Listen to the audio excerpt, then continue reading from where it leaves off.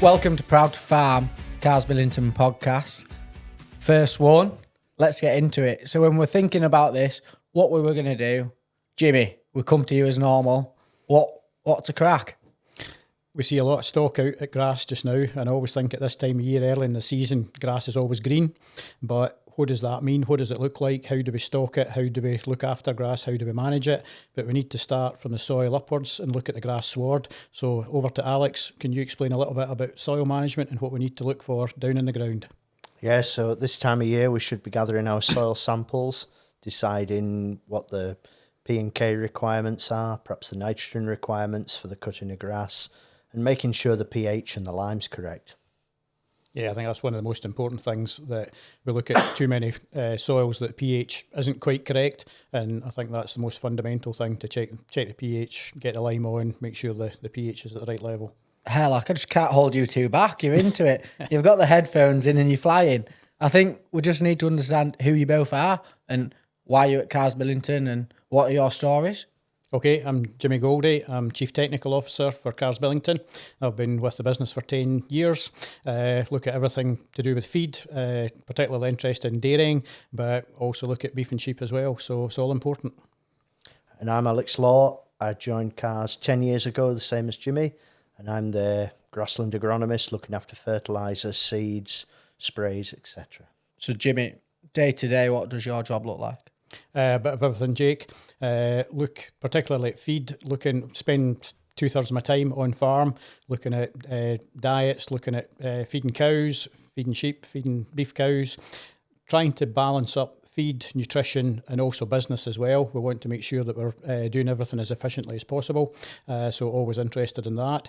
And also look at innovation, look at different things that we're taking into the business, looking at new products and how all that fits together. And I'm spending most of my day trying to grow 50% of Jimmy's diet in the way of forage from the soil that the customers have. So that's making the most of what the customers got on farm and utilising every resource that we've got in our toolkit to get it to grow, and the forage crops that are required to do that. And what are you seeing on farm at the minute? It's been a cold start to the season. Grass has been quite slow to get off to a good start. We're coming towards the end of April. We're looking towards silage time, and we'll see some silage being cut probably first, second week in May, and that's something which is not that far away. We're only looking 2-3 weeks away, and it's quite interesting when we look at grass. It tends to head always at the same time of year, so that's something that's really key when we're looking at when we're going to be cutting it and what we're planning for. So that's all going to happen in the next few weeks. What do you mean by head?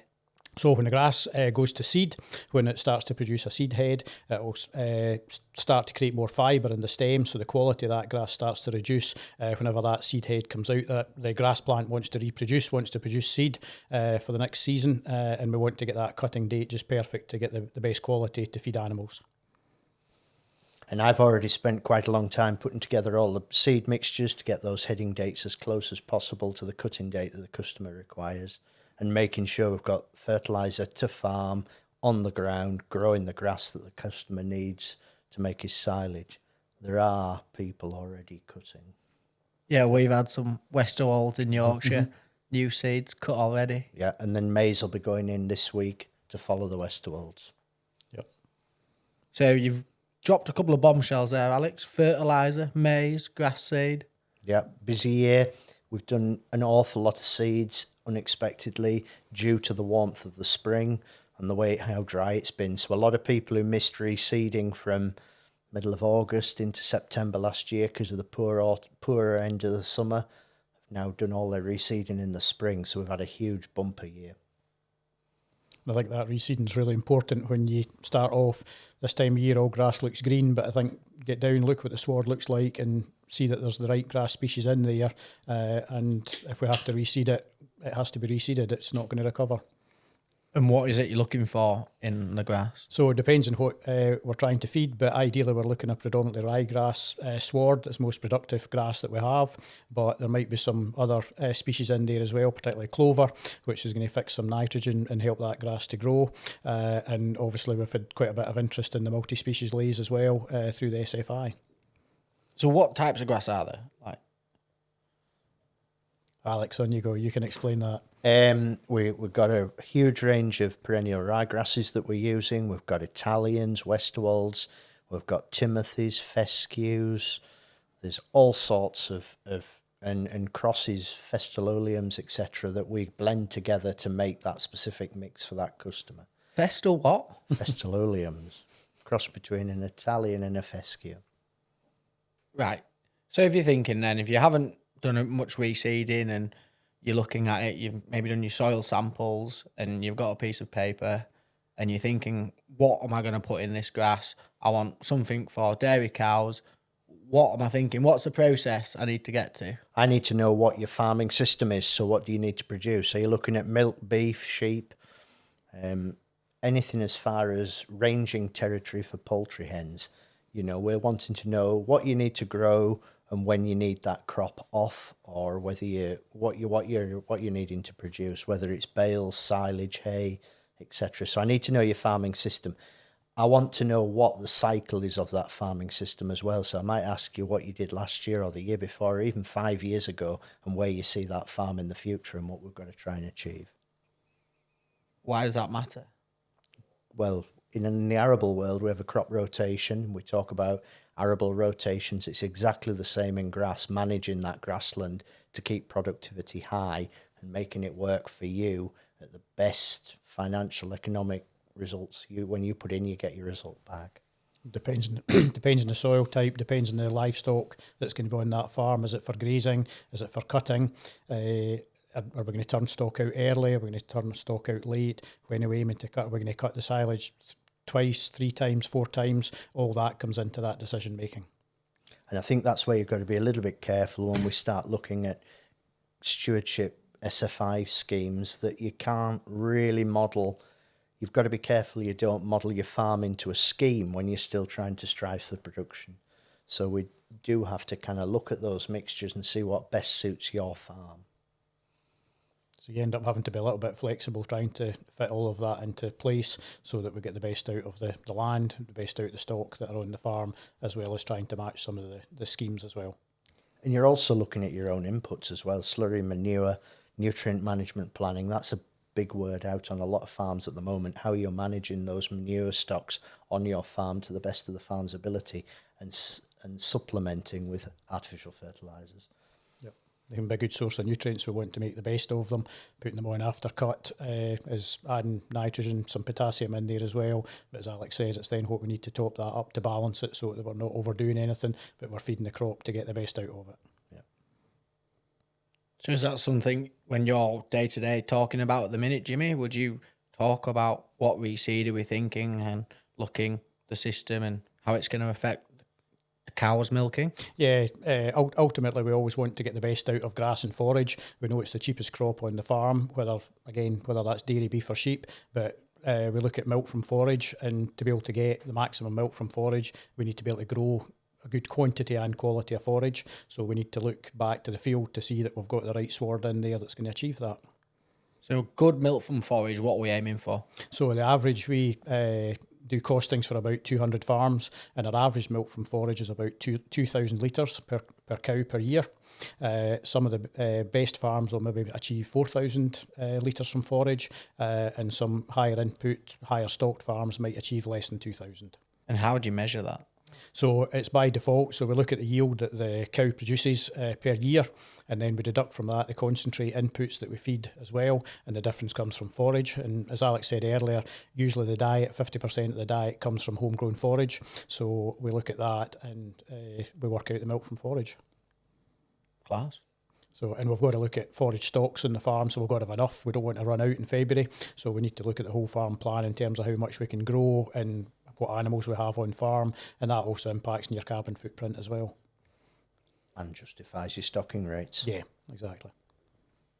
So I'm just trying to model this in my head. So if I'm looking at my silage clamp thinking, am I going to have enough forage for the winter?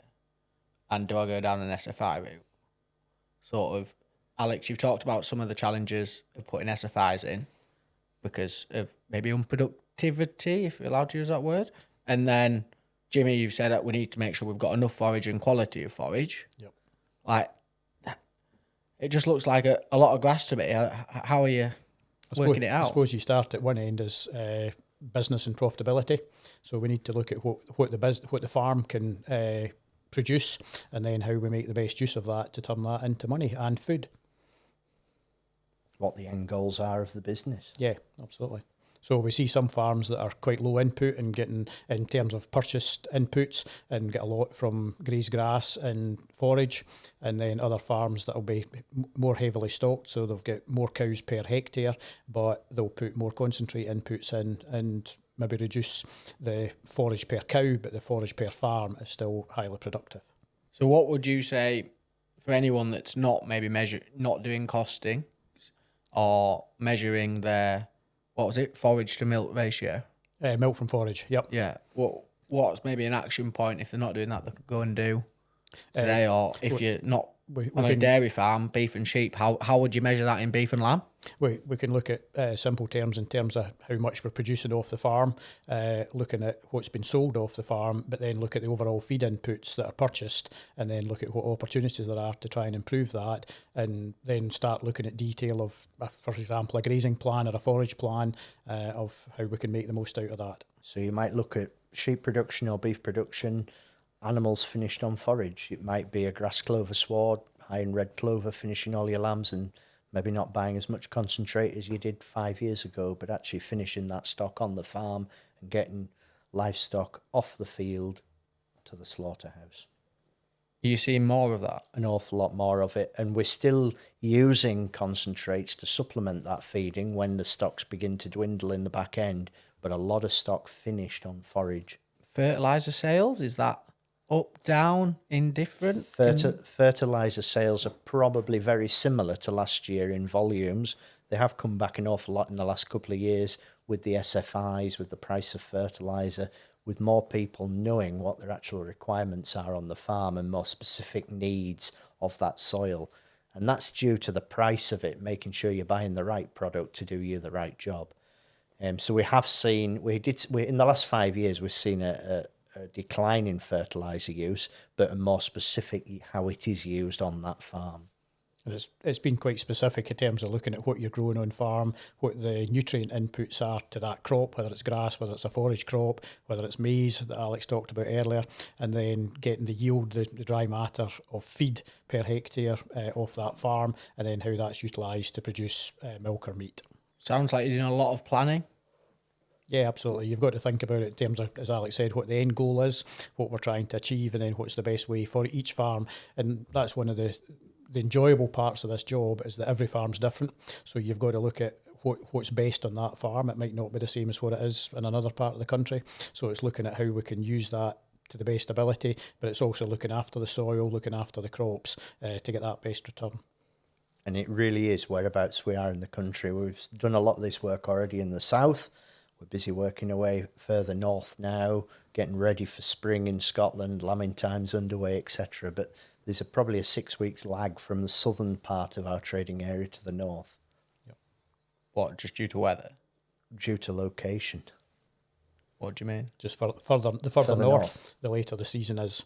So yeah. Does that affect your type of soil? And generally not the types of soil, but what the customer might need and when they're expecting their supplies to be delivered. Yeah, and soil type's quite important as well. We've got some very light sandy soil which needs certain inputs. We've got medium loam soils in the middle, and then we've got some heavier clay soils. So in a dry spell, the heavy clay soils will always grow grass. They won't dry out as quick, whereas some of the lighter soil will dry out quicker, whereas conversely in a wet year the heavy clay soils are harder to manage. This spring you'll notice as you're driving around there's never been more land cultivated and looking like it's going into a crop, whereas we're always stuck due to weather conditions. It's too wet, too dry, it's too firm, the clay, it's too hard to work, etc. This year it's been perfect conditions to get started. That's quality. I didn't realise how much planning and working forwards that you're doing on farm every day, and probably the depth of questions that you're asking for to get the right outcome. So Jimmy, you talked about grass growth and grazing. Could you just go into a bit more about if you're turning cows out now, we've still got cold nights, it's warm in the day, we're in Cumbria today. There's a lot of cows out. Yep. What do we need to be thinking about, and how can we plan to make it a success, or whatever term you want to phrase? Yeah, during the winter we spend quite a lot of time doing a detailed diet. It's mixed usually in a feed wagon out, and we monitor the intakes on a daily basis, so we know exactly how much the cows are eating. Once we turn them out to grass, it's a lot harder to measure because we can't measure what they're eating particularly easily. But if we measure You the must grass, go mad. Sorry? You must go mad. Yeah. You've got all these details and then cows go out. What's happening? What's going on? But watching what the grass is growing at and how much grass they're harvesting, you can then calculate as well how much they're eating. So we'll measure grass using a rising plate meter. So that will give us the volume of grass that we've got in the field. And we look at what they go in the morning. We can then measure that once they've grazed for either 12 hours or 24 hours, and that difference we can actually measure quite accurately how much grass the herd has consumed. We want to put the cows into grass, which is about that height, 15 centimetres high, which is the equivalent of about 3,000 kilograms of grass dry matter per hectare. And once we've grazed that down, cows can graze down to about 5 centimetres in the field, so they'll always leave a little bit, but that leaves a bit of residual herbage there, which is probably 1,500, 1,600 kilos of dry matter per hectare. So the difference is we've grazed 1,500, 1,400 kilograms of dry matter per hectare. So if we put 100 cows on that 1 hectare for 24 hours, they'll get 14 or 15 kilograms of dry matter, which is about 2/3 of their daily intake. And we can measure that quite accurately, Jake. Just simple math. And then to throw a spanner into the works, I'm busy predicting what happens if we have a drought and Jimmy can't grow that kind of grass in June, July, August. So we're preparing ourselves for drought situations, as we always do every year, making sure that we've got stocks of forage seeds that we can put in to ramp up that production if we need to. And the grass is obviously growing every day. We can measure that, but we need to, again, do that forage budget to see where we're going to be throughout the season. Do many people do that? Yeah, quite a lot of people. So I know like your grazing lads that Yep. maybe autumn calving, spring calving, Yep. a lot getting you more grass from forage. But are there more beef and sheep? Are you seeing many people plate metering in beef and we're actually sheep? seeing a lot of beef and sheep people looking at the advantages of intensifying that grazing, and it's just more detail. So it's looking at what grass is there, getting more, grazing the grass more efficiently, and getting more out of that and turning that into more efficient meat. So, and interestingly, looking at sheep at the minute, we've got a lot of lambs in the ground, and looking at where they're going to go. Can we actually graze them better? We might even creep feed them, and it might mean that they're on farm for less time than they would have been, which is going to be a bit of a saving. It means we can utilise that grass more efficiently later in the season for ewes that are ready for going to the top again. So it's just trying to make the best out of that. And yes, we're seeing people to start looking at rotational grazing, and as Alex said, forage crops, and we're also seeing quite a bit of bale grazing, putting bales out and lines out in the field so that we can outwinter cattle, and that's been pretty successful as well. So just a few things there. Rotational grazing. Yep. Is that, what is it? So we've got two types of grazing. Good question, Jake. Two types of grazing to look at. One is set stocking. So we've got a larger area of ground, a number of stock, we put them in there, they're there for most of the season, and the grass grows, the grass, and that's fine. Rotational grazing is we're moving them around the farm and utilising that grass better by grazing it down in chunks and then moving them onto fresh pasture, and we get more grass into them by doing that. And we can either move them, in some dairy farms they'll give them a fresh bit of pasture every 12 hours, so twice a day they'll move them onto fresh pasture. With beef and sheep, it's probably once or twice a week they'll move them onto a fresh bit of ground so that they're getting good grass. We then let that grass regrow, and it means we can put more animals in a smaller area but still be very productive and still look after the soil and the grass. And grass grows grass, doesn't it? We when you rotationally graze, you do see more productivity from grass. It actually forces it on to grow. Yeah, it encourages the grass to tiller out, to put more shoots out and become denser and produce more grass. But if it was that good, why wouldn't everybody be doing it? Because it's quite hard work. So you need some electric fencing, you need water troughs in each field, each paddock. So we need to look at a bit of infrastructure, and then we need gateways to make sure we can move the cattle and do that through the season. So we need to put some effort into to get more out of it. So for anyone that's not plate monitoring. Yep. Is that what you call it? Yeah, plate metering. Yeah, plate metering. Plonking, I know people that call it. That's Plonking, it. Yep. that's Yeah, it. I'm not used to these technical terms. That'll do. So I know these lads that are going around, or lasses that are going around plonking. Yep. If you're not plonking at the minute, why would you encourage them to get into it, and what are easy steps to get into it? Because in my head, I'm thinking, well, I'm really busy. Yep. Do I really want to walk a farm? Yep. What, once a week, twice a week? At least once a week, Jake. Yeah, at least or twice a day. Yep. Yeah. Because you're out collecting cows if it's dairy, so you're out there anyway. And interesting, the most important part is walking the fields. So you're looking to see what grass is in the fields. You're seeing what's there. You know what's ahead of them. You know where they grazed yesterday, so you can see what that grass growth is, and you get a much better handle on what the farm's capable of, and you can make much more out of it. And you can, once it's set up, it doesn't become too much extra effort. But to start off, even splitting a couple of fields with an electric fence can still achieve a bit more out of the whole farm system. With the production of herbal lays, we are looking at rotationally grazing them, so Yep. we get better return on growth, and you're not grazing certain species out of the mixture. And you're seeing people doing it more in beef and sheep, Alex? A lot in beef and sheep, and a lot in dairy as well. People are seeing it. Sorry, Jake. People are seeing it as a bit of an opportunity just to get a little bit more out of what they're doing. If they've got good grass swards there, they want to make the most of them. And you talked about having bales in the fields. Yep. Can you just go in a bit more detail about that and what you mean and why you'd do it? Yeah. So traditionally, if there's surplus forage, it's cut, baled, and usually taken to steading.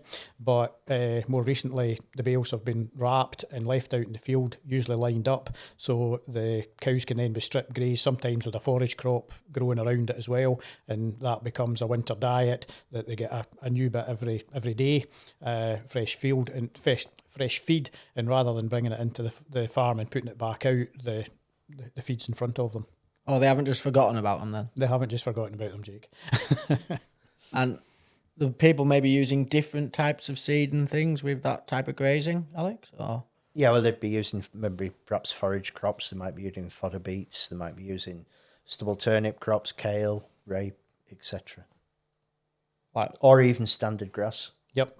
Yep. And it's just a way of supplementary feeding without the labour-intensive requirement of carrying bales out, damaging soil with tractors, etc., going across those fields in wet conditions. Everything's there ready to go. Takes a little bit of mapping out, working out where your fences would go, but once you've done it once, it makes sense. So again, a bit of planning. You need to work out how much they're going to eat, what cattle's going to be in the field. So you're doing a diet on a daily basis, how many bales you need. So it takes a bit of work out, but once it's worked out, it's nice and easy. And is that fag packet maths? You obviously love maths, Jimmy. Yeah. For some of us that maybe aren't as good as you, is there an app or something that you recommend? I'm not aware of an app for that, Jake, but it is fairly simple arithmetic. So back of the envelope's ideal. Just do some simple sums, and it's usually not far away. So we just get you in to do some simple sums. Yep. If anyone needs some. Yeah. So Alex, beef and sheep. Then thinking about, you talked about these other types of forage. Are you seeing any trends? No, we're seeing other types of forage being used to break that rotation. So a lot of people are realising the importance of growing new grass, reseeding, etc. And they're thinking about that year ahead. Just been talking to a customer now that's going to use stubble turnips to break a field, if you like, put them in, direct drill them into the current sward, and reduce the requirement for cultivation to put his new grass seed crop in next year. So he'll graze them during the winter, and then he'll reseed next spring, ready to up the production of that field. And that gives him a year to get the field ready, and that could be a lime application, that could be his P&K applications, to get it right, ready for the grass seed to go on in the following year. And I think after last year we saw quite a lot of compaction in soils, and you can't do it in every field, but going round the farm and putting these forage crops in helps to open up the soil a little bit as well, so that can be a big bonus as well for putting in that type of crop. And looking at the taproots of grass and forage crops, so we're looking at tall fescues with root depths of up to 1 metre, perennial ryegrasses, only a few relatively close to the surface, timothies, cocksfoots, bigger root structures, breaking up compaction. And if that doesn't work, perhaps subsoiling or going out and digging a hole and seeing what's going on underneath that sward, seeing where the problems are, under drainage, etc. but using some of these crops as natural subsoiling, because you're getting these roots down into the deeper soil, which is making a difference, opening up the soil, making it more productive. And subsoiling, we know, can increase grass yields by upwards of 15%. Yep. We do it in arable land. Yep, absolutely. Yep. But surely if the grass has been in there a long time and you've got more of your weed type grasses, they'll still have long roots, no? No, weed type grasses, generally, when you put your hand down and grab hold of a clump, it'll come straight out the ground. They're fairly close to the surface. They don't utilise the fertiliser inputs that we put on efficiently. So annual meadow grass utilises about 17% of the nitrogen we put on. The other lump and of its roots are that depth and the stems are that long, so it's not a productive grass, and there's a lot of annual meadow grass in swards. So 17%. So for every 100 quid you spend on nitrogen, with nitrogen at nearly 400 quid plus, when we look at those nitrogen sources, we're only getting 17% of the actual nitrogen utilised by the plant. Wow. Come on then, Jimmy, let's make some people cry. Right, Alex. How Alex, roughly how much is fert costing at the minute? Well, anywhere between 350, 450 quid a tonne. Right, we'll go in the middle, 400 quid. Yep. So 17%. So you're using £80 a tonne, roughly, of that. So you're wasting well over £300 a tonne of that tonne of nitrogen. You might as well just set fire to the cash and keep warm in the winter. Yeah. Well, there you go. So you said about lime applications. Yep. What are we aiming for? We're looking for a pH of 6 to 6.5, depending on where it is in the country, making sure we now and again get an anomaly where we're testing on peat, etc. We do have to take that into a consideration, but getting that simple soil sample, working out what that pH is and how we can rectify it, and using the correct product source from the correct quarries to get that lime onto the farm. And when I say the correct limes, we're generally talking calcium lime, which is like a chalk. It's powder. We're putting it on and making sure we've got that correct application for that growing crop. So what do you mean by correct lime? So we've got two different types of lime realistically. We've got calcium lime and magnesium lime. Generally we don't require huge amounts of magnesium in our soils. It locks up other nutrients. So when we're looking at a liming source, we would generally try and supply calcium lime to our customers. Calcium lime comes from generally the east side of the country, and we're looking at that lime specification to make sure that's correct to increase that pH. And we supply an awful lot of bulk lime all over the country every day of the week. So while we're on lime, Alex, you've got calcipril, is it? We start with bulk lime. We've got bulk lime, which comes and put on with a trailed spreader. And that would be putting your 2 tonne to the acre, and that would be a ground or a chalk lime. And then you've got your calciprils, etc., which is a prilled lime, which comes in bags. Which scenarios would you use either? Both work, but both are dependent on what the farm actually is needing to do. If we're about to do a reseed and we've only got one field and the pH is a little bit below where it should be, and we're trying to burst those seeds, we might use some bagged lime because it's the easiest source. The customer can put it on himself. He can do it straight away and get on with it. If the whole farm, we're looking at the soil results, and the whole farm, there's a shortage on the pH, it's below that 6, we might start to advise a whole farm application and look at how to get around that. You didn't want to answer that, did you? I could see you. Well, that's not a problem. We supply the lime. Give us a ring. So, Jimmy, just thinking about grass grazing, lime, obviously, if you're going to put lime on, do you have to think about when you can next put your stock on? Yeah, a little bit, just in terms of getting the mineral balance right. If we put calcium lime on, which is the right thing to put on, we just need to be a little bit careful with dry cows or pre-calving cows, that we're making sure that mineral balance doesn't put them into getting milk fever when they calve. So yeah, it's quite important that if we are putting lime in a field, we don't have calf cows on there for probably 2 or 3 months. By the way, it's not a shock, is it? We're talking to Jimmy Caldy and it's gone to dry cows. So just, can you explain a bit about dry cows and what you're thinking in terms of that mineral balance and what you're looking for? Yeah, depends. Usually we've got cows dry for 6-8 weeks. We need to make sure they're in the right body condition before we get them back into calve. We need to look after them. Sometimes putting them out at that far off period out to grass is good. Probably the pre-calving cows are probably better inside, so we can control their diet better, so we can then look at getting the forage right. We don't want to overfeed them. We don't want to get them over-conditioned, but we need to get some nutrition into them pre-calving so that they're fit to calve and fit to milk. And then we need to get the mineral balance right, usually low calcium, to make sure that they calve down right, they get a good immune system, and they don't get milk fever. So that's a real challenge, obviously.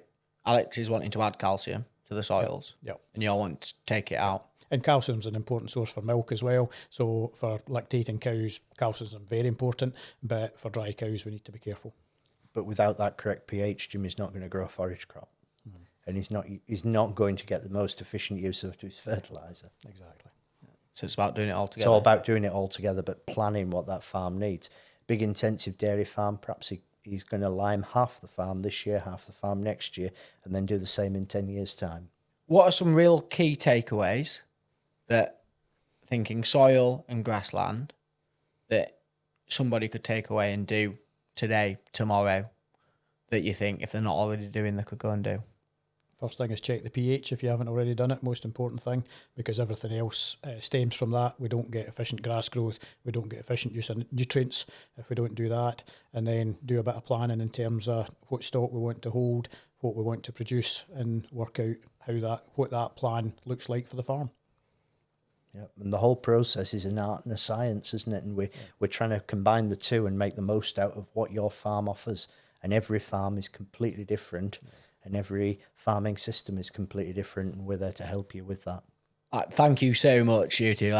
It's been quality. I've learned so much. Good. I think soil is obviously so important, and grazing is, and it's really good that we've got people like yourselves in the business to help, such as me and everyone in the shops and branches and out on the road and farmers. And if anyone has got any questions and you want to learn more, or there's something that you maybe disagree with, please feel free to challenge one of these two, because they do need it. And like everybody, if we can do things better, why wouldn't you? So if we can start with the end in mind and work back. Yeah. Is there anything you two want to add? No, it's good. Thanks, Jake. Yeah, thank you very much. Right, that was class. Thanks, Jimmy. Thanks, Alex. Learnt loads there. I'm sure everybody else has. Like and subscribe if you want to learn more on our monthly podcast, Proud to Farm.